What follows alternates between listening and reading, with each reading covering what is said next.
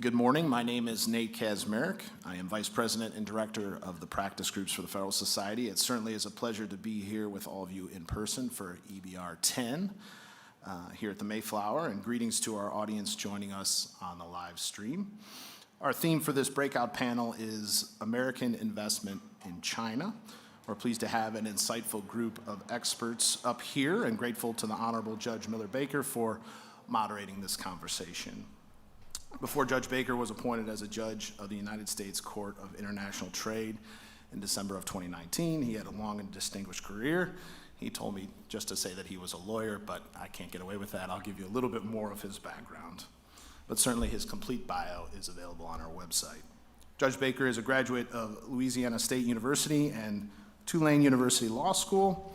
He clerked on the U.S. District Court for the Western District of Louisiana, and then on the U.S. Court of Appeals for the Fifth Circuit. He served in the Justice Department and was later counsel to the late, great Senator Orrin Hatch on the staff of the Senate Judiciary Committee. For 9 years, he was a Naval Reserve Intelligence Officer and received an honorable discharge.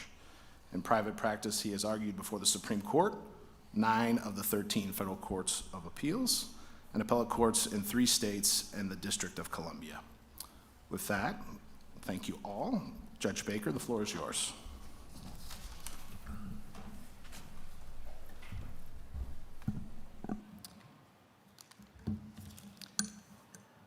Thank you very much. Our topic today, of course, is American investment in China. And I'd like to go back in time, if I could, to a similar conference that I went to almost exactly 34 years ago in New York City. And one of the speakers was Robert Bartley. Many of you young people probably don't even know who Robert Bartley was. He was a longtime editor of the Wall Street Journal. And he gave a speech, and this was the last year of the Reagan administration, and it was a very upbeat, positive time in the United States. The Soviet Union was clearly on the path to something that wasn't positive, and the United States was on the ascendancy. Robert Bartley gave a speech about China, and he predicted that this was Deng Xiaoping was the leader of China. China, at the time, was a de facto American ally. It was a counterweight. We both had a common interest in opposing the Soviet Union. And Robert Bartley observed that Deng Xiaoping, at the time, was introducing market reforms in China. And he said this is an unprecedented event. But his prediction was that the introduction of markets in China and free markets would bring about freedom, and that we were looking, as to quote Churchill, we're looking to the bright sunlit uplands of the future in view of this transformation we were seeing in China and in view of what was happening in the Soviet Union. Well, 34 years later, let's see where we are. China is certainly not, totalitarian necessarily in the sense that political scientists might define it, but it's certainly clearly authoritarian. And there's a range, a gradation there between totalitarian and authoritarian, and we can argue about what that is, but it is at a minimum certainly authoritarian. The Chinese economy, by some measures, is now as large as the United States economy, and by all measures will be larger than our economy if it's not already in the near future, and the gap between the two will continue to grow, given the Chinese rates of growth. The Chinese have also embarked in the last decade in a massive military buildup. Soon the Chinese Navy will be the largest Navy in the world, and the Chinese have embarked upon a rapid expansion, a breakout, if you will, of their strategic nuclear forces that is going to put their strategic nuclear forces on a par comparable to that with the United States and Russia. Recently, the president announced that the United States, this is in my judgment, I think it's probably of the last 2 administrations, but American policy with regard to Taiwan has changed. There used to be a policy of called strategic ambiguity, whether or not the United States would defend Taiwan or not. That has now changed. The president recently said that the United States, in fact, would unlike Ukraine, we would actually defend Taiwan. And the Chinese, of course, have made it very clear that they view Taiwan as a breakaway province, and it sooner or later will be reunited with the mainland. So with those sobering facts, I'd like to, that is the changes we've seen in the international environment and the domestic environment economically over the last 34 years. I'd like to introduce our first speaker on this topic of American investment in China. So our first speaker today is David Dollar. And Mr. Dollar, I can find is a senior fellow at the John Thornton China Center at the Brookings Institution and a host of the Brookings Trade podcast, Dollar and Cents. He's a leading expert on the Chinese economy and the U.S.-Chinese economic relations. In about a decade ago, he was the U.S. Treasury's economic and financial emissary to China and facilitated macroeconomic and financial policy dialogue between the U.S. and China. Before that, he worked at the World Bank. He's got extensive experience at the World Bank that you can see in his bio. He's taught economics at the University of California, Los Angeles, and also has other extensive academic experience. He's a doctorate in economics from New York University and a bachelor's in Chinese history and language from Dartmouth College. With that, I give you Mr. David Dollar.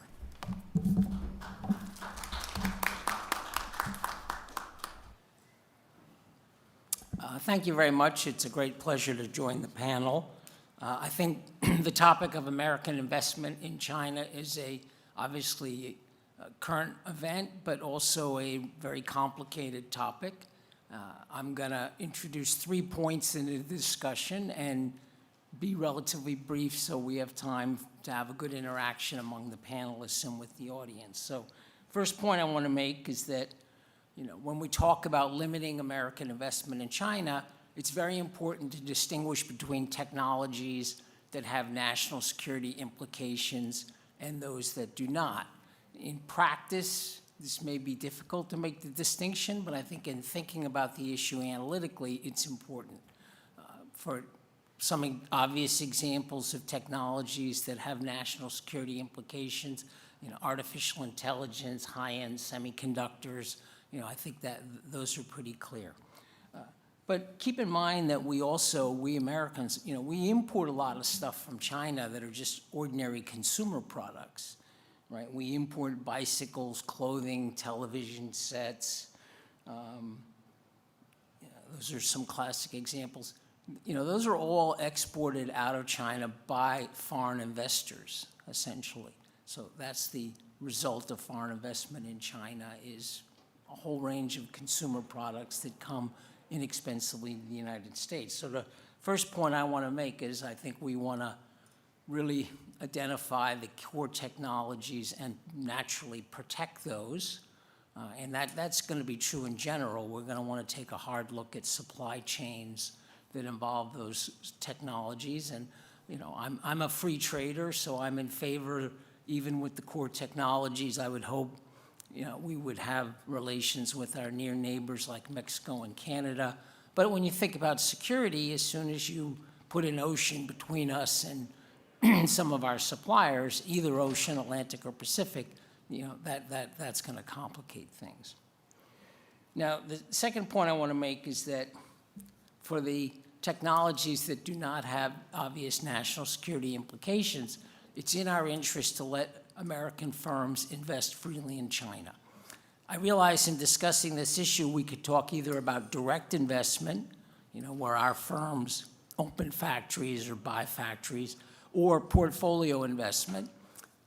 I'm happy to get into portfolio investment in the discussion, but that's really not the primary focus of my talk. I think the real interesting issue is around direct investment when our companies open factories in China or purchase factories there. And the advantage of having an open system where our firms can invest anywhere in the world is that increases the incentive to innovate, and that improves economies of scale. There are a lot of talented workers. China's turning out millions of STEM graduates every year. Frankly, a lot of our firms who make ordinary consumer products are increasing their research activities in China because they can hire talented people and employ them there. And being close to that big market is an economic advantage. Most of that foreign investment is aimed at selling into the Chinese market. So you may have this image of factories moving overseas and selling stuff back to the U.S., and of course some of that happens. But the vast majority of foreign investment into China is aimed at selling into the domestic market, and it's a necessary feature of a modern economy if our firms are going to benefit from, as the judge said, what's now probably soon going to be the largest economy in the world measured at ordinary exchange rates. It's certainly already the biggest market for electric vehicles and many specific products.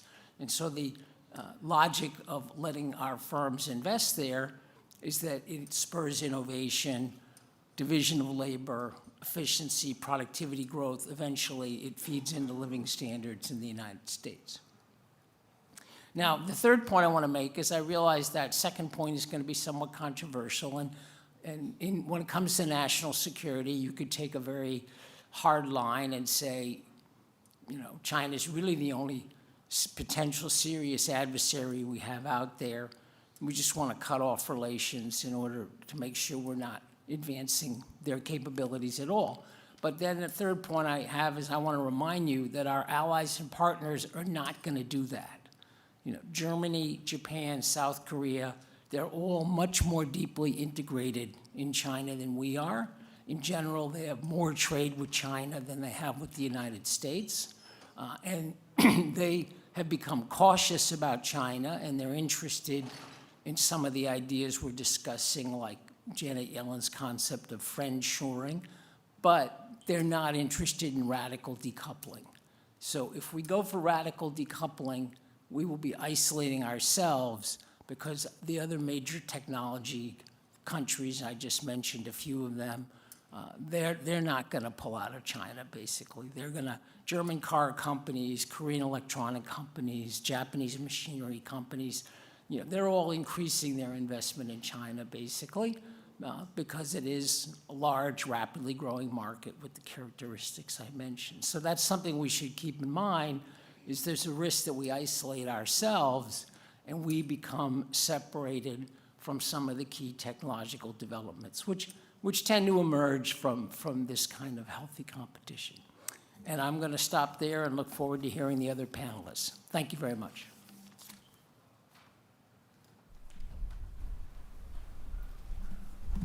Thank you, David. Now, our next speaker is Ivan Kapansky, Senior Associate Freedom Chair in China Studies at the Center for Strategic International Studies. During the Trump administration, Mr. Kapansky served on the National Security Council staff as Director for China, Taiwan, and Mongolia, and as Deputy Senior Director for Asian-China Affairs. He staffed the President and the National Security Advisor and led U.S. government interagency policy development and implementation on relations and engagement with China and Taiwan, including shepherding a significant policy shift toward China by the Trump administration. From 2014 to 2017, Ivan worked at the American Institute in Taiwan, representing American interests and advising on various issues in Taipei. Earlier in his career, he studied in Beijing and was a U.S. Marine Corps Foreign Area Study Fellow. He was a naval flight officer, accumulated 2,500 flight hours, and served 3 years as an F-18 weapons officer and tactical instructor at the U.S. Navy Weapons School, popularly known as Top Gun. He holds an MA with distinction from the Naval Postgraduate School, a BS in Physics and Economics from Carnegie Mellon, and has various language certificates. With that, Mr. Ivan Kapansky.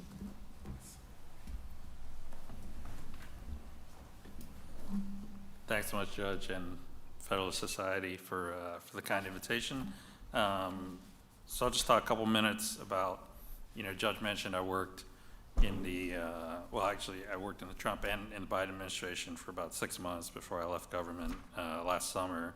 But sort of going back to some of the things we did on this issue, the issue being U.S. investment in China, I'll kind of start with that and then talk about sort of the thinking behind it. And so it was very incremental, and some of the stuff you may have even missed. One of the early actions, there's a lot of discussion, a lot of concern revolving around some of the things that Judge and David mentioned already. And one of the first things that happened was the administration put some pressure, which you may be aware of, in the form of a letter from the National Security Advisor and the Director of the National Economic Council on the board of the Thrift Savings Plan, which is, as you guys know, sort of federal employees. And there was some discussion in the Thrift Savings Plan. There was a plan to sort of shift investments in their international holdings to include China, and previously it had not included China.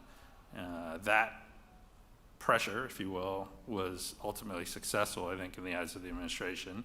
And that Thrift Savings Plan board decided to sort of shelve that plan. And that was just for federal employees. And going back to what David was saying, pretty much strictly portfolio investment, right? Sort of through an institutional investment vehicle. Similar, the next step, I guess, that I recall was sort of the Railroad Retirement Board, also managed through federal entities, and similar results, but very, in the grand scheme of U.S. investment in China, right, we're talking about extremely small amounts of capital that are being affected. But then sort of at the very end of the administration, what we did work on is, I'm sure all of you are familiar with, an executive order. In this case, it was 13959 that, again, targeted portfolio investment. And what it did was sort of leverage something that, a list that Congress had mandated, which was a list of, that DOD produced, which DOD didn't produce for a long time. But when they finally did, it was a list of companies that are affiliated with the People's Liberation Army. And what that executive order did is it basically stopped U.S. persons from holding and then acquiring sort of the portfolio, sort of stocks and bonds and equities in this list of companies. And I don't recall exact number, but I think there were maybe 20 to 30, and then eventually maybe up to 40 companies. The Biden administration made some adjustments to that, and so it stands now still, that executive order as amended, I think June of 2021, but essentially that still exists. But again, relative to the grand scheme of things, a very sort of narrow slice and only focused on portfolio. So the bigger question, obviously, so that's sort of where we are today as far as actual federal, intervention in this realm as we're talking about. So again, quite small. But what were some of the concerns that kind of drove that action? Well, there was, I think it was 3 years ago. Well, it was February of 2019 when the Wall Street Journal broke an article that talked about MSCI. MSCI manages sort of a number of index funds I'm sure you're all familiar with. And this, again, becomes portfolio investment, but through institutional investment vehicles. And MSCI sort of makes these indexes that a lot of these institutional investors follow, right? And retail investors too, I think, if they buy into funds. But and the idea was that, behind the story that broke in the Wall Street Journal, that there was heavy pressure from the Chinese government on MSCI to adjust its emerging markets index to grow the proportion of Chinese companies inside it, which I think was around 2%, and they were planned to grow to 8%, which I think actually did happen. And so that's obviously a concern because MSCI at the same time was trying to provide financial services and other kind of really get into, as David mentioned, the China market, right, for their own sort of reasons, creating, according to this article anyway, a pretty significant, I think, conflict of interest, especially on behalf of the folks that are investing in these index funds. So that kind of stuff comes to light. I think more recently, what you all have seen, I don't know, this is Jamie Dimon a couple months ago said something about, I think he said J.P. Morgan would outlast the Chinese Communist Party, and then the next day he had to apologize. But, I mean, that's a signal to us of this issue that potentially, anyway, was raised by the Wall Street Journal with MSCI, that we have these folks that we go through, these institutions that invest on our behalf, that maybe aren't able to act, really frankly, I think you'd say, in accordance with their fiduciary duties, right? Because of the pressure that they receive from the Chinese government. And that's, I don't think Jamie Dimon would take back those words if he said them about the Republican Party or the Democratic Party, right? Let's be honest. But he was obviously had to express regret because he did say it about the Chinese Communist Party. And if that's happening at the very top of one of the biggest banks, what do you think the pressure is happening sort of below that level and throughout the industry? And so again, just sort of understanding what we're dealing with, that it's not a flat world, it's not an open market as we would like it to be. I mean, there's things that we would like to say are true, and then there's sort of reality. And so I think it's important to kind of close that, you know, all the things David said are important, I think, but we need to understand sort of what we're dealing with. And one of the critical points he brought up was sort of technology, right? And technology, what is a national security concern, what is not? That is a huge question here in Washington and a huge question inside government every day. It's getting harder and harder to say things that are, frankly, technologies, newer ones especially, right, that don't have some kind of dual-use application. That's just because of the way technology is evolving, but also because of the way, frankly, warfare is evolving and the spectrum of conflict. Like a lot of times it's not open conflict, it's cyber warfare, information, right, space systems. And so drawing that line gets harder and harder. And I don't have a solution to that, but I think that's something we really need to think about. And if you go even beyond technology, sort of what we experienced in the pandemic and now has affected the discussions in Washington about supply chains. So what are our critical supply chains where we need to be a little more, again, protective, you know, and these go, at that time, a couple of years ago, to masks, you know, surgical masks, where we realized we were dependent, you know, on a nation that wasn't necessarily following our interests. So those are all things to think about, you know, whether it's medical supplies, food supplies, logistics, infrastructure. So it goes even beyond technology. And those are all things I think now that we try to understand have, if not are part of national security, are significantly overlap with national security. And I'll stop there, Judge.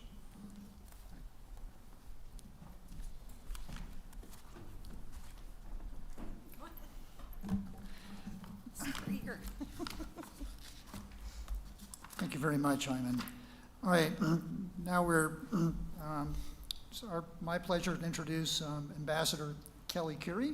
She's an adjunct senior fellow in the Indo-Pacific Security Program at the Center for New American Security, a senior advisor at the Craich Institute for Tech. Institute for, thank you for correcting me, for Tech Diplomacy at Purdue University, a great university, by the way. Throughout her career, Ambassador Kelly has specialized in human rights, political reform, development, and humanitarian issues with a focus on the Indo-Pacific region. She's currently an adjunct, well, as I just said, at the Center for New American Security. She's a member of the Board of Directors of the National Endowment for Democracy and the Board of Governors of the East-West Center. She was unanimously confirmed in 2019 as Ambassador-in-Large for Global Women's Issues and U.S. Representative at the UN on the status of women, and served in that position until the end of the Trump administration. Prior to that appointment, she served under Ambassador Haley as U.S. Representative to the UN Economic and Social Council. She's served in other senior positions in the State Department and has been and served in international organizations and in Congress and various NGOs. She received her JD from Georgetown Law School and her undergraduate cum laude from University of Georgia School of Public International Affairs. With that, Ambassador Curie.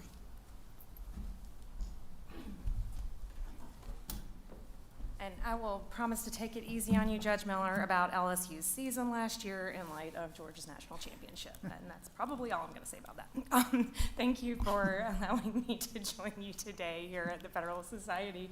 It's my honor to be with you again and to speak on a topic that I'm really enthusiastic about. And to follow my former colleague at in the Trump administration, Ivan Kanapathy, and build on some of the points that he makes about how international or national security and economic security have become so intertwined at this point that it's very difficult to disaggregate them in ways that actually that are easy, that are legislatable, that are and that are justiciable.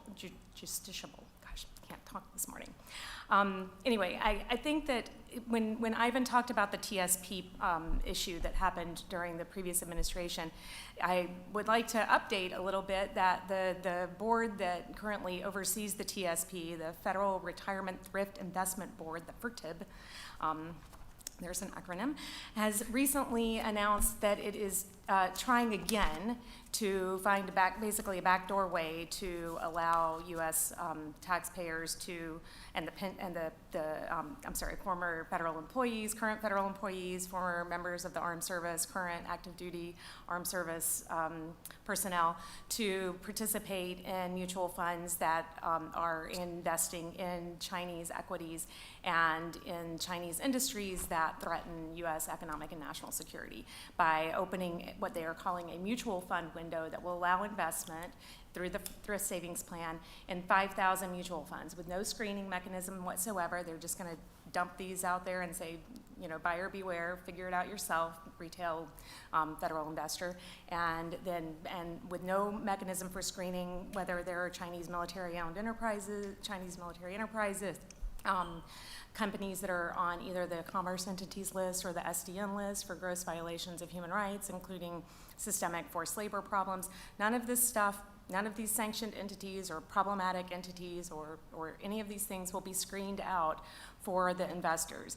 And so we're in the process of looking at this and whether there are either administrative steps that can be taken or legal steps that can be taken to enjoin them from proceeding with this in June. But this is the latest version of how this continues to reverberate through problems that we thought we'd solved at one point, just keep coming back up through the system. And a lot of this has to do with how the main topic that I'm kind of looking at right now with portfolio investment in particular is how both our multinational corporations and Wall Street in particular consistently continue to underprice geopolitical risk. And we've seen this with Ukraine over the past 4 months, and we've also seen this bleeding into how some companies, how some C-suites and some investment firms and investment advisors are starting to think about China as well. From the supply chain problems were just kind of the beginning of it, but now that geopolitical risk is back with a vengeance, you see people also looking at their exposure on China, not just from a supply chain perspective in terms of day-to-day getting products in, but what if there is a catastrophic event or some kind of geopolitical disruption such as an attack on Taiwan, which is not outside the realm of possibility and certainly lurks out there on the horizon as we all think about China and geopolitical risk. That's the big one. But it's not certainly the only one. So I think that we are starting to see, even within some of the most staunch defenders of continued investment, unbridled investment in Chinese entities and the ability of China to have full access to invest in the U.S., because there is, that is also an aspect of the investment and how it round trips. So we're starting to see a greater awareness about geopolitical risk, but it still remains deeply underpriced by most investment firms and by most multinational corporations when it comes to China. And this is, we're talking about trillions of dollars in U.S. retail investors who are not being well advised by those who are charging them fees to invest their money for them for their retirement.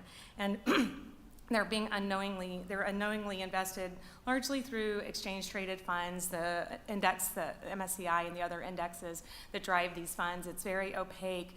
I don't know how many of you sit down and read the prospectuses, and we're all lawyers, and they're still impenetrable. We've never known more about what these companies are doing, and at the same time known less about what our portfolios are containing. So there's there are real problems with information and about how these things are done. And what is actually going to, I think, make them worse, and it's a topic that the next panelist, Alex, will be delving into a little bit more, which is the the environmental, social, and governance trend that is also colliding with this underpricing of geopolitical risk and the shift on that combined with the emergence of this ESG phenomenon as a driver of investment decision-making, of portfolio construction, all sorts of things, and policy decisions at the company and at the investment management level. So you have a lot of things kind of colliding right now that are shaping up to be a very volatile investment environment for people who, especially like most retail investors who aren't closely following these things. And when I think about ESG, one of the biggest problems right now with ESG is it potentially could solve this, because ESG should highlight, for instance, how human rights abuses at the ground level in a country such as China, the forced labor problem, all of those things. That should be a huge part of ESG ratings, but it's not. It's barely even a factor. Instead, ESG is heavily overweighted on the environmental issue. To the extent it deals with social and governance issues, it's primarily directed at US and Western countries, regulatory regimes, Western companies, hiring practices, their board composition, their positions on social justice issues. And then there's a complete black hole when it comes to China's vast human rights abuses, their corporate governance problems, things like the law-proof nature of Chinese entities that are listed on US exchanges through VIE structures that are essentially law-proof. Their insiders are law-proof here in the United States. So there are all sorts of social and governance problems in China that are not even really being accounted for in the ESG framework. So ESG is not the solution. In some ways, it's actually going to be a problem because it's so unbalanced with the E that you then create greater opportunities for regulatory arbitrage between Western regulatory regimes that regulate companies according to increasingly complicated ESG taxonomies, such as the one in the EU, and versus Chinese companies that are not required to do anything. And it will be very interesting to see how the PCAOB manages the implementation of the Holding Foreign Companies Accountable Act, as well as how the Department of Homeland Security and the Justice Department manage the implementation of the Uyghur Forced Labor Prevention Act, because these are two recent pieces of legislation that they're trying to solve some of these problems of regulatory arbitrage, as well as the underweighting of human rights abuses in socially responsible investment constructions. And you see there's a lot of fighting going on within the administration. So there's a lot of regulatory space that's very competitive and very fraught right now in terms of how the U.S. government, the regulatory agencies that should be protecting investors, that should be helping to regulate investment opportunities, are managing these things. And then the final issue that I would just kind of touch on is that it's not enough for us to be clear-eyed, as Ivan said, about the outbound investment activity and where our investment dollars are flowing into China. We also have to be very mindful, as I mentioned, about the return flows that come back, what I call the small smart money that's coming from China into the United States in the form of Chinese venture capital that is taking small pieces of our most bleeding edge technologies.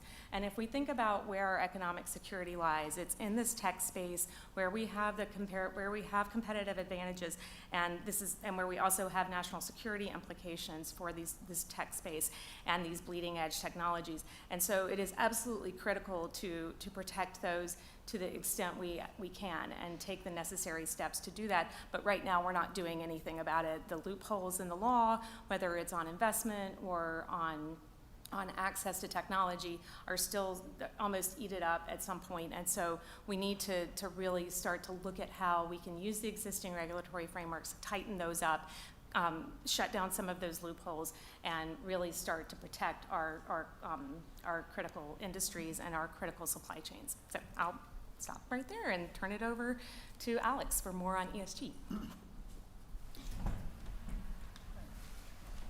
Thank you, Ambassador. I would like now to introduce Alex Dmitriev, if I'm pronouncing that right. Partner at the, here we go again, Zuyhauser. Got 2 for 2, Judge. All right, I usually don't do that. And former general counsel at GE. He's, by definition, as former general counsel at GE, he's been a C-suite leader who steered various global businesses through complex commercial, legal, and organizational challenges, I'll say it. Presently at the Zuyhauser Group, he advises legal departments and law firms in a broad array of economic and policy issues. He teaches a class at Harvard Law School in the Corporation as a Citizen and corporate law at NYU Law School. When he was at President and CEO of GE's Global Growth Organization, he was responsible for driving GE's growth in 180 countries, presumably China as well. And he was general counsel from 2015 to 2018.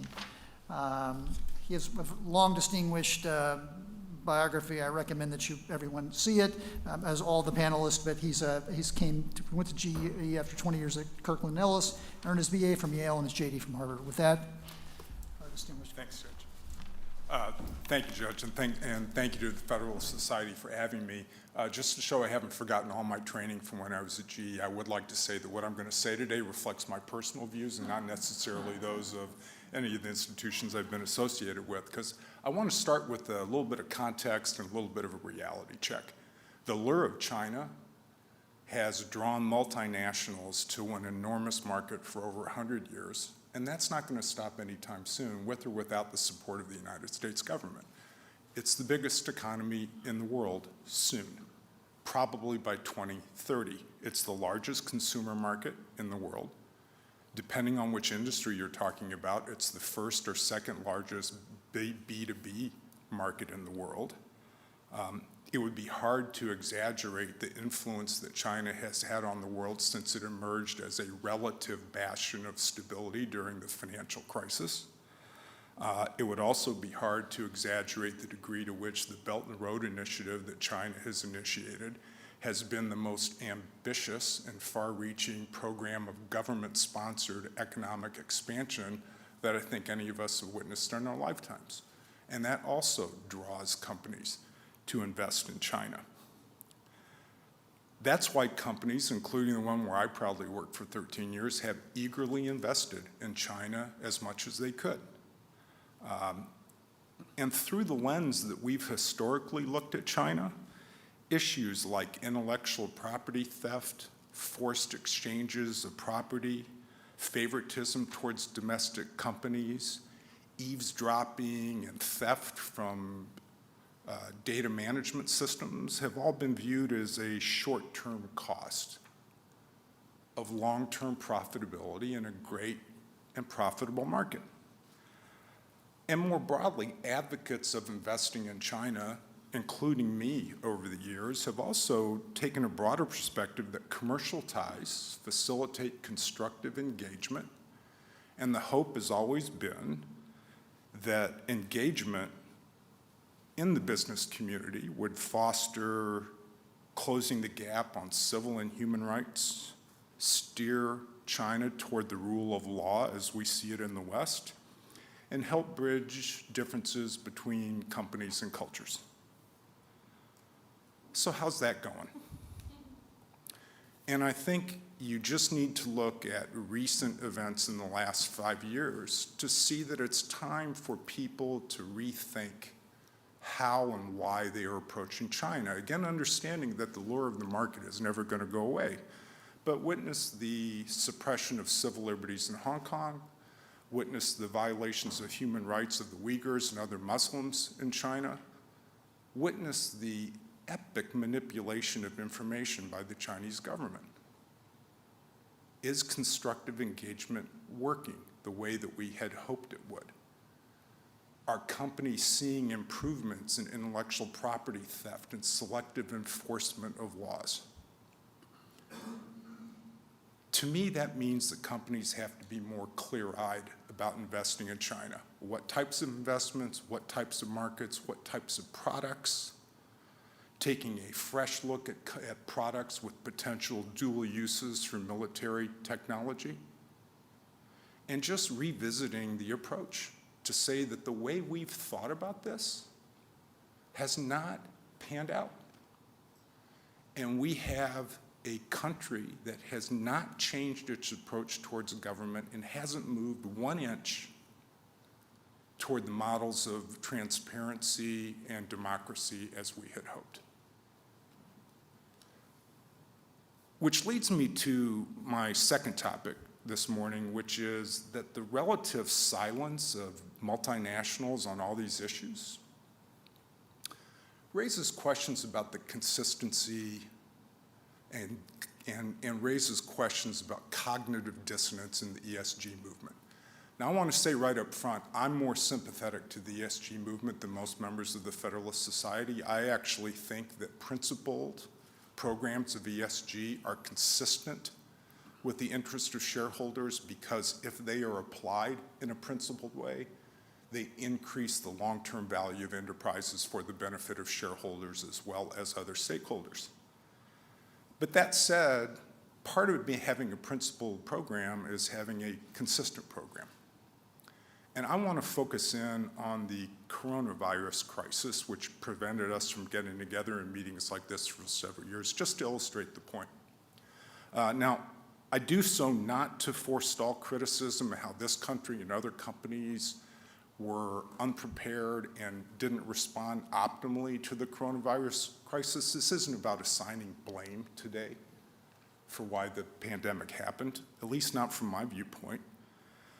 The question, though, is that the COVID-19 outbreak raises serious questions about President Xi and the regime that currently rules China.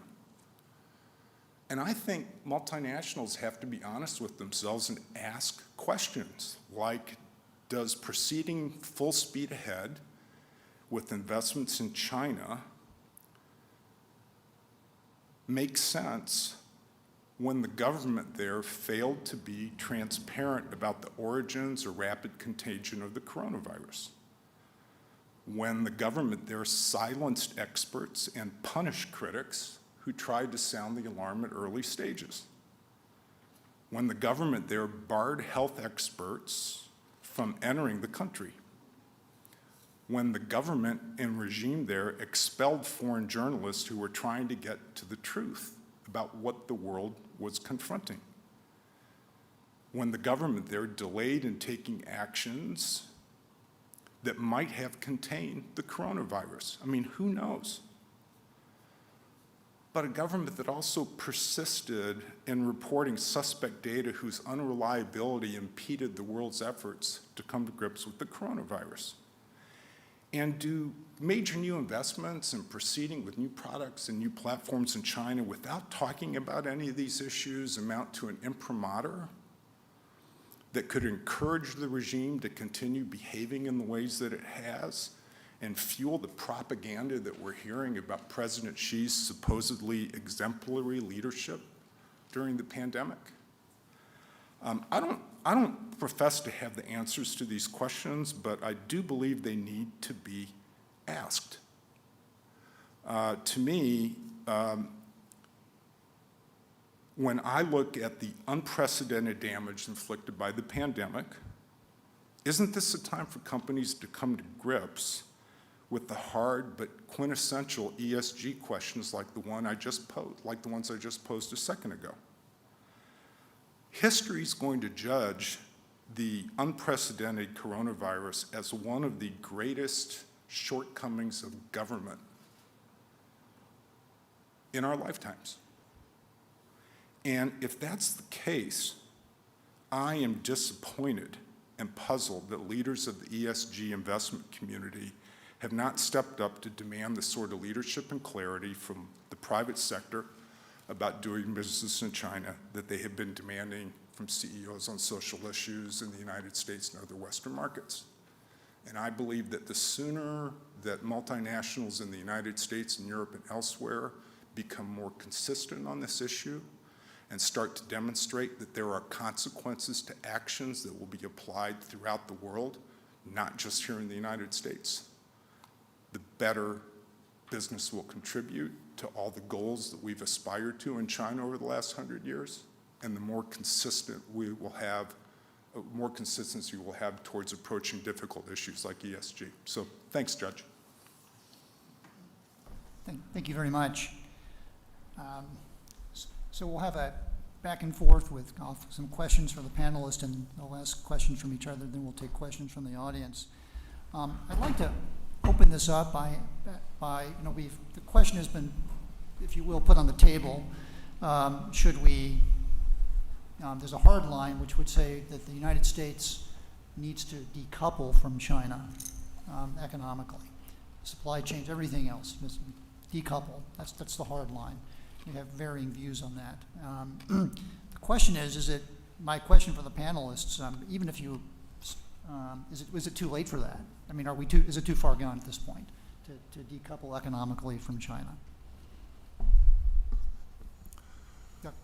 Or whoever would like to take it. I'm happy to jump in first. So while we're having all this conversation about decoupling national security, technologies of the future, all of which is very important, meanwhile, if you look at the data, we actually had more trade between the United States and China last year than ever before, right? So Americans are, our prosperity is, I wouldn't say it's dependent, but our prosperity is supported by international trade in general. It's not just China.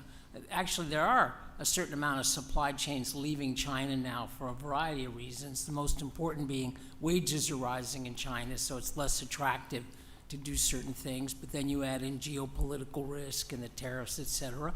But of course, it's not reshoring to the United States, it's going to Southeast Asia, to Vietnam, Bangladesh, where wages are cheaper than in China. Some of it's going to Mexico, but Mexico's having a lot of trouble, has a lot of rule of law issues there that undermined its competitiveness. So the reality, that's kind of like the revealed preference of Americans, is that we like to import a lot of this stuff, and if we don't, it is going to seriously cut into our living standards. And we can have a conversation about whether it makes a big difference whether we buy it from Vietnam or China, but remember, these supply chains are very complex. So a lot of what we're buying from Vietnam, there's medium technology inputs going from China to Vietnam. So it's not necessarily a loss for China. China's moving up the value chain, exporting machinery to places like Bangladesh and Vietnam. China's relationship with Mexico has really taken off, basically. So I think that's the reality. And clearly there's going to be some pullback from globalization, some pullback from integration with China. I don't doubt that. We went through a period that economists often refer to as hyperglobalization, and now we're in a period we call slowbalization. So we're not going backwards, but we're progressing a lot more slowly. That's probably cautious and sensible. But the political question for us is, do we want to take a big radical step backwards in terms of globalization? And that would almost certainly undermine our prosperity and our innovation. Judge, yeah. So I don't know if decoupling's the right word, especially when we talk about supply chains and things like that. I think diversification, maybe is more accurate. And again, I kind of go back to some of the experiences we've had, both the beginning pandemic and then again just recently, right, with supply chains and sort of over-reliance, I guess, on a single supplier, country / market, what have you. And so, I think one of the problems, like, totally obviously all the facts that David just laid out, that trade's increasing and this, that, I mean, I guess to me, that points to a problem that maybe, we sort of have to acknowledge that only government can fix.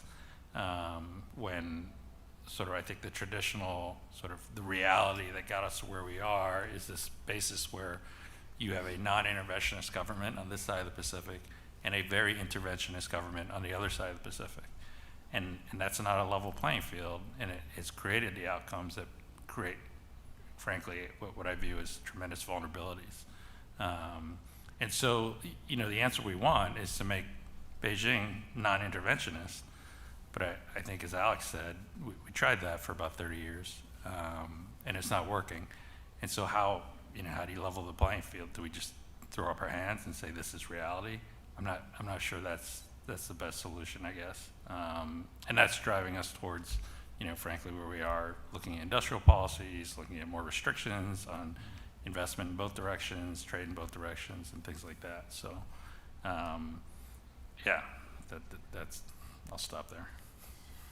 So, and to follow on both of my colleagues, I think that, the key thing here is that China has a choice in this too. Like they're making policy decisions, and Xi Jinping has been very, very clear that he wants the Chinese economy to be less dependent on trade with the United States and with the West, and certainly less dependent on our technology, but also less dependent and less needing to trade with us. This is why China is implementing what they call their dual circulation economy. They want their own economy to be more self-reliant and more self-sufficient in every way. So it's not just about our own choices, but it's also about China's choices. That said, our choices, I think, need to start with not helping to make the playing field more unlevel in the favor of China. And this is a point that my friend Derek Scissors, who's at AEI, makes in a lot of his commentary on this. And Derek is a free trader as well. I actually am a free trader too. And this is really hard for me because I believe in free trade, but I believe in free trade with free nations. And I think that we have to recognize that we've been benefiting from trading with China in ways that have helped us keep inflation artificially low for the past 40 years, by keeping the price of goods low because of the China price, that we have been able to export dirty industries out of our country and into other supply chains that China is central to, and benefit from that. And that we've benefited from how we have, we've gotten a lot of benefits as a society from this, but there were costs too. This was not a cost-free proposition. We hollowed out our industrial base, and we've offshored critical supply chains that we now are very vulnerable with. So I think that we're now coming to a reckoning. All of this is coming to a head, and we have to deal with it. But the first rule of holes is to stop digging when you're in one. And I think that that's where we are now, is trying to plug some of the gaps in our laws and our regulatory arrangements that have allowed China to engage in regulatory arbitrage and in trade arbitrage that where they benefit from the imbalances that are and the disambiguities or whatever in our law that allow them to create leverage for themselves and to create opportunities and to be opportunistic about these things. So I would say that that's kind of where we need to be. Is I think, yes, maybe decoupling is something that happens down the road, but it's something that happens with all of us because the Chinese are wanting to do it, and the United States and Western countries are also concerned about their own economic and national security. But I think that it's something where in the near term, we just need to stop the bleeding, frankly. So, Judge, I just briefly add that from my perspective, decoupling is a fascinating theoretical topic, but it's completely impractical. It's the largest, again, one of the largest economies in the world. Every analyst says it's on track to become the largest economy in the world by 2030. When you read the 5-year plans that the Chinese government issues, the Chinese government has big plans to take competition to the rest of the world. Multinationals face Chinese companies as their principal competitors now in sub-Saharan Africa, Northern Africa, Europe, and South Asia. And that's not going to change. And if I could say one thing to the deans of business schools who are listening right now, learning how to compete with companies based in China is something that every aspiring leader of a multinational needs to learn how to do, because the threat is here and it's not going away. To me, the answer again remains engagement for the reasons that I mentioned in my opening remarks, but realistic engagement and more thoughtful engagement and more clear-eyed engagement about what the short-term and long-term objectives of that engagement are. But decoupling from such an enormous market, and a market that is going to be the largest economy in the world within 5 to 10 years, to me is just impractical and not smart. Can I just ask Alex a question there? Because I don't know how you compete with Chinese companies that can engage in bribery that are prohibited by the Foreign Corrupt Practices Act for U.S. companies that have access to state financing that U.S. companies couldn't possibly get access to, and operate in a way that is completely unaccountable to anybody other than the party state. Our choices, we can't get down in the mud with them. That's not going to work. So our choices are to go high, and we've been trying that. I mean, we've tried with clean networks and with some of the other initiatives to look at high standard development, high standard competition, but that's not what how do you do that when the Chinese companies and the party state can work together to go in and capture the elite in these countries that are deeply corrupt and have and are not themselves accountable to their own populations? So, Ambassador, I guess the way I'd answer that question is to make a distinction between competing with China around the world and competing with China within China. Competing with China within China requires a more clear-eyed approach, thinking about the types of products, thinking about the types of risks, and thinking about the types of endeavors that you are going to pursue. And again, I think that if business is realistic about those short-term costs actually being long-term costs, and calling out consequences for the type of behavior that you outlined, in the medium term there will be progress on this issue. I am encouraged that the rest of the world sees the disparity in the approach that Chinese-backed companies take in many cases, not all cases, but in many cases, versus the approaches that Western multinationals take. And I believe that is a strong selling point. That's been a strong selling point throughout my entire career in terms of the honesty and transparency with which companies do business. And I think trumpeting that advantage and again, going into areas where the Belt and Road Initiative has tried to make great incursions and pointing out the differences in approach between a Western multinational and some of the companies in China who are trying to establish beachheads in sub-Saharan Africa and South Asia and other challenging parts of the world is one of the most important things that American businesses can do through the type of transparency that I advocated earlier. Do our panelists have questions for each other? Any questions? So I have a question for Ivan, who served in the NSC. And one of the things that has perplexed me is understanding actually in government, in the executive branch, sort of who's in charge of China policy. I mean, this is a multifaceted, very complex problem. And it seems to me that the rise of China presents a challenge to the United States that is unprecedented. The Soviet Union was primarily a military challenge and to a certain, and an ideological challenge. They had an ideological mission in terms of spreading the revolution, if you will. At least they had that early on. That sort of petered out. But there was a military dimension to the Soviet Union, but it was pretty much that. And Germany and Japan, right, certainly were on a worldwide scale, certainly had nothing of the latent power that China has now and will continue to develop. So this is an unprecedented challenge that we've never seen anything like it in our historical experience. And in view of that, who's in charge? Yeah, Joe, it's a great question. This won't be a terribly revealing answer, but there are obviously a lot of equities. The one thing I would suggest is that, I'm not by any means a Cold War historian, but it was a primarily, I think, viewed as a military dimension, but we had things like the Coordinating Committee, the COCOM, which was basically the predecessor to multilateral export controls that we have today. That came about during the Cold War as a result of that competition that was happening, and there are probably other examples. And so it still was, I think, the Cold War more of a whole of government exercise, and you mentioned the ideology part. And I think we're still there now. I mean, military is a part of it, but I would agree it's less a part of it, but it's still quite multifaceted, and does include the military still today, obviously. And so a lot of different departments, a lot of different cabinet members have equities. In China policy, I think we've seen historically, if we go back to what Alex talked about, sort of the years of, engagement, if you want to call it that, we sort of allowed the Treasury Department to take a lead, as we've seen.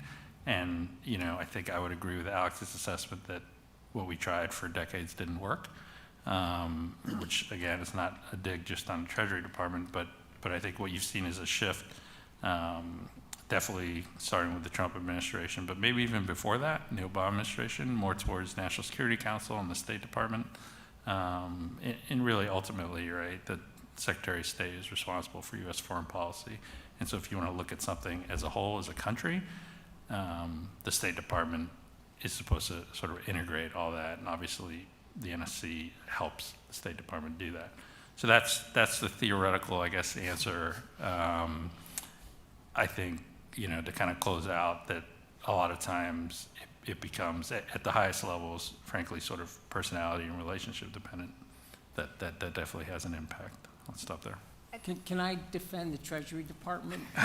Absolutely, yeah. I represented Treasury in Beijing for 4 years, from 2009 to 2013. And if you remember, the main headline 2019 was the global financial crisis, the collapse of housing prices in the U.S., bailing out the U.S. financial system. So when Tim Geithner went to China, his instructions from the White House were the key issues were China had a large overall trade surplus, undervalued currency, and we needed China to do more in terms of stimulating domestic demand. Well, actually, China did all those things during the 4 years that I was involved. I'm not taking credit for it. I'm just saying factually, their currency appreciated more than anybody else's on a trade-weighted basis.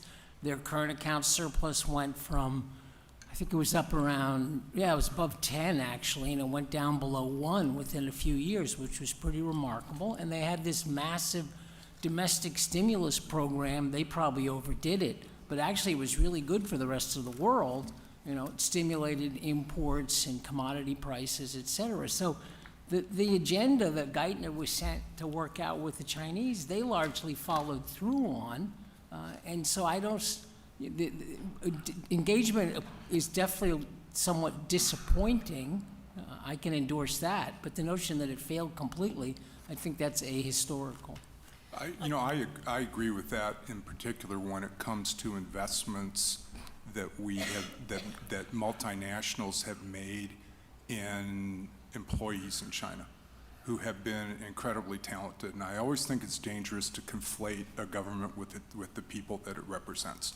And I will say that in my encounters with the citizens of China over the course of my business career, I've met some incredibly talented people with amazing integrity. And so when you look at engagement, you always have to say, what would the alternative have been, and how would things have turned out for the last 40, 50, 100 years had we not engaged?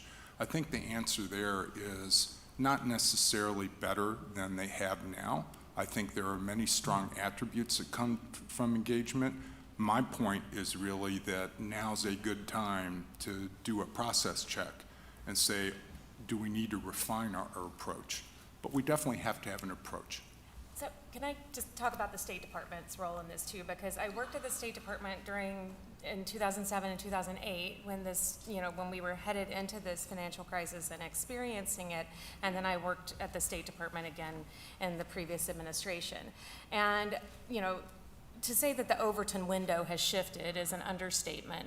But what I can really say is that where we now are is that we are taking a much more realistic and holistic look at China, and that it's not just this human rights issues have become part of our policy in a way that they were not during the Bush administration and the Obama administration, and they are the ideological aspects of of the competition has been thrown into stark relief by the Xi Jinping administration. It was always there. I mean, China was a Marxist-Leninist regime in 2009, just like they are today, but they were operating under the Deng Xiaoping hide and bide maxim, and now they are in not hide and bide mode. It has merely just been, with Xi thrown into high relief, that this is a Marxist-Leninist regime whose ideology is fundamentally hostile to U.S. interests and our way of life. Now, yes, it is always a mistake to equate the party state with the people of China.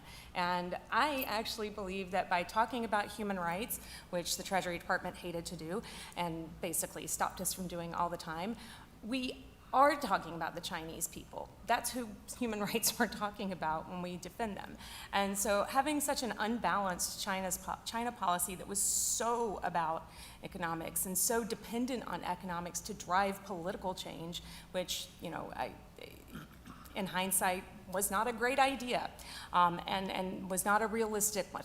And I don't think that it's not a choice between engagement or not engagement. This is a huge country, 1.4 billion people with a massive military and a massive economy. We have to engage with them.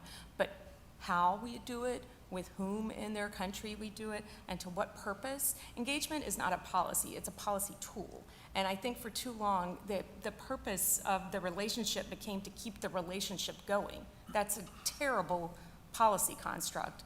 And it was not in our, it's proven to not be in our interest to have done that. But here we are. We're going to have to make difficult adjustments over the next few years to try to get to a place where we do have a more realistic policy, whether it's on economic security, national security, on a whole host of how we do people-to-people engagement. They've cut off a lot of that. I mean, let's be honest. It's not, again, I keep saying this, we do what we do, but they have agency in this too, and they make choices too. It's not just about what we do that shapes the relationship. And just to clarify, obviously, I agree with David. I think the Treasury Department did an astounding job. I think the thing I was calling into question is really more the decision to put the Treasury Department in the lead, right? That's really what we're getting at, because that means certain equities and certain issues go to the forefront, and by default, others go to the background. Unless our panelists have any questions for each other, I'll take questions from the audience. Thank you. First of all, thank you very much for this excellent panel. The experience is really very broad, and I really appreciate that. It's very valuable. I served as general counsel for a manufacturing company, not quite as large as GE, of course, but we had hundreds of millions invested in China, a number of factories, maybe 25 other countries across Europe and around the world. But as far as manufacturing, COVID shut down, and the COVID shutdowns brought about a significant increase in automation of manufacturing. Automation is another word for robots, as you know. That has brought down the labor cost as a factor. And so my question is, do the panelists believe that the increased automation that we're going to see and have seen, and the decreased focus on the cost of labor will slowly move manufacturing out of China? And as in a similar way that manufacturing significantly moved out of the U.S. to other cheaper countries. If that happens, will that blunt China's economic power in the near and the distant future? That's a great question, really tough question. I guess I would point out China has 25% of world manufacturing value added right now, and that's not the kind of thing that's likely to change quickly. Maybe slowly over decades. They have a terrible demographic problem because of decline of fertility encouraged by one-child policy. So their labor force has basically peaked and is going to start to decline. So they're actually putting more robots, on the line than any other country. They're actually taking the lead in introducing robots, and I think that's one factor that'll keep them certainly a significant manufacturing powerhouse. But I do think the demographics, that's ultimately a big disadvantage for them. Maybe there's some high-tech areas where you can replace people with robots, but there are lots of other jobs where you're not going to replace people with robots. And I think that policy accelerated things for a while. Now they're going to pay the price. And we have the potential. A couple of times we referred to China likely to emerge as the largest economy. But if you look out toward the end of the century, the U.S. could very well come back as the largest economy, but it will depend critically on immigration.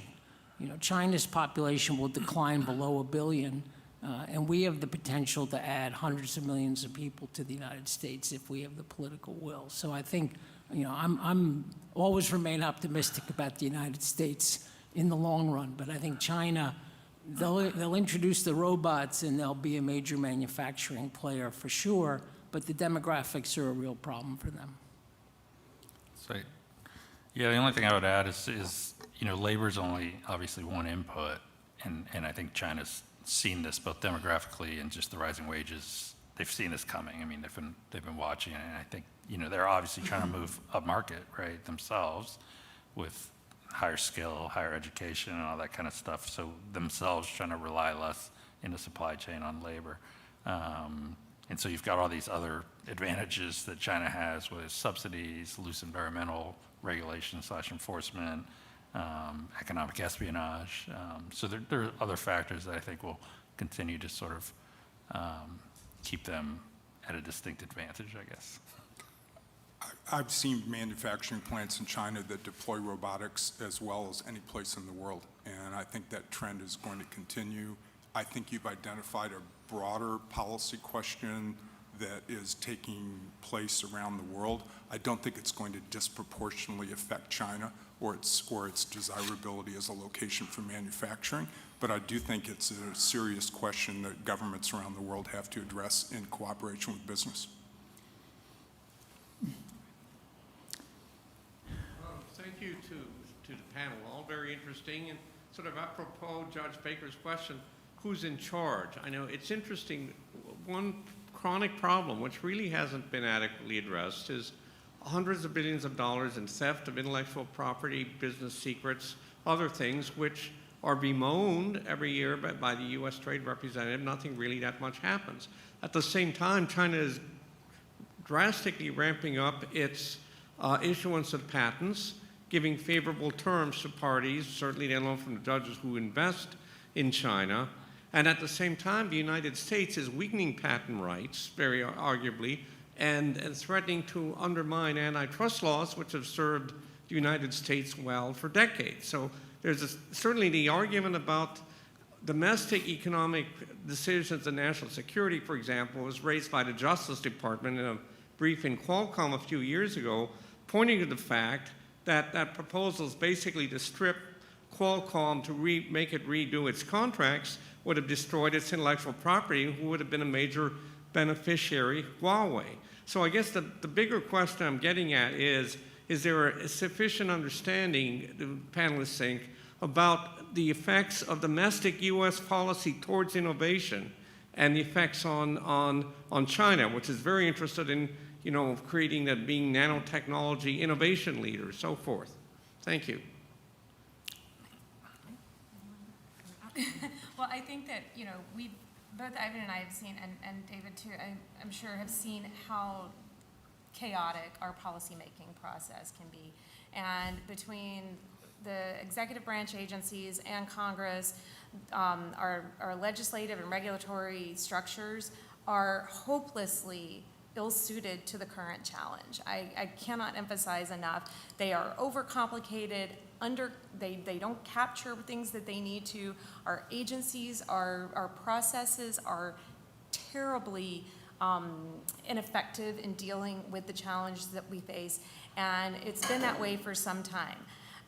The need for administrative reform on some of these things, on who owns which issues, on how to make policy more effective and more streamlined, is urgent, and nobody's talking about it. I mean, not since Al Gore talked about reinventing government have we really had a serious look at how our sclerotic, bureaucratic processes are a huge competitive disadvantage for this country.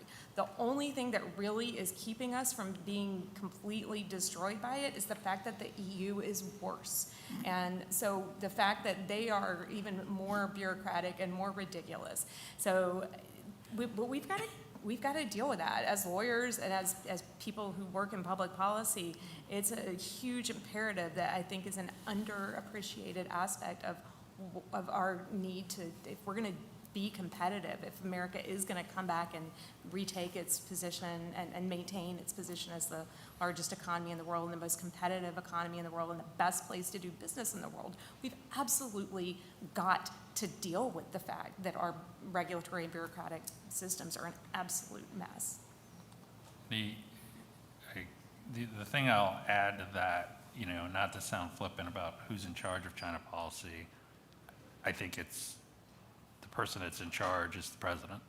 And, having worked, as a career official in both administrations, this one and the previous one, I can tell you that policymaking is much easier when you get very clear direction from the top. Commanders and So, leadership makes a difference on so many issues. I think you've asked a question that we could spend the rest of the day on, because there's pluses and minuses. I can think of many times when U.S. government policy was tremendous assistance. That hasn't always been the case. And so again, it's balancing the pros and cons. But I want to hasten to add to the ambassador's point, because what businesses have to understand is it's not just U.S. policy anymore. MOFCOM has become very assertive within China. The EU has become incredibly assertive out of Brussels. There are regulatory authorities around the world who no longer wish to defer to the United States on the types of issues that we've been talking about. And so a multinational business that's making investments in countries like China and in sub-Saharan Africa needs to understand those competing regulatory objectives and make the decisions appropriately. And ultimately, when you're evaluating the short-term cost of doing business with China against the long-term benefits, the leaders of a company are responsible for the wisdom of the investments they make. And my point today is it's time to sit back and think about whether traditional approaches still make sense as we hit the halfway point of 2022. Hey, good morning. My name is Max Castro-Paredes from Harvard's Belfer Center. This has been an outstanding panel, drawing from experience from the corporate, state, NSC, and Treasury. My question is, how do you balance U.S. capital investment opportunities investing in China while also making sure they're not investing in companies that harm our national security? I think I would really enjoy listening to all of you. I know just briefly, but that's my question, so thank you. Well, I just want to endorse the ambassador's comment that watching the functioning of the U.S. government up close is a scary thing. So when we start talking about, some department, maybe it's the Commerce Department that should, be investigating, kind of each technology and deciding whether or not U.S. firms can invest in China, that just really scares me, And I'm not a small government person, I'll just be very frank, but I think there's certain types of regulatory things that our system just does very, very poorly. So I think, it's a hard question to answer, but I think ultimately what you're asking about is sort of how do we get around the opacity of sort of the system in China? And I think I don't have an answer on how to get around it, but I think it's important, to Alex's point earlier, is that we are factoring it in to our investment risk decisions. And I just don't think, that's why I brought up sort of the MSCI, the Jamie Dimon stuff, that maybe, not just retail investors, but FDI investors aren't really getting an accurate picture. And I think just last week, you had this huge private equity guy, Shanwei Jian, out of Hong Kong, right? And he got caught kind of saying the quiet part. Well, he said it quietly, but he got recorded, is what happened. He is typically, openly, a huge pro-invest in China guy. And the things that he said, I think you guys can look it up, were quite the opposite. And that, you know, when you have instances like that, and it's quite clear, I think we would admit that he's close to the regime in Beijing. And then you had this week Hong Hao from the Bank of Communications, one of the top 5 banks in China. He said some things on his WeChat that were kind of bearish on the market, and his WeChat account got shut down. And so you talk about sort of intervention by the state. Like, I mean, we're talking things that are, frankly, in my view, worse than insider trading, right? And is that being programmed into people's sort of investment risk decisions, you know? And so that, I think, is the question that we need to be asking, because trying to actually figure out how all the supply lanes connect and this and that, and who's going to the PLA and who's not, is one resource intensive to the point that I don't think we can really do it. So as I kind of alluded to before, I think we've got to stop the self-inflicted wounds. We've got to stop disadvantaging our own critical industries vis-a-vis what the Chinese are trying to do.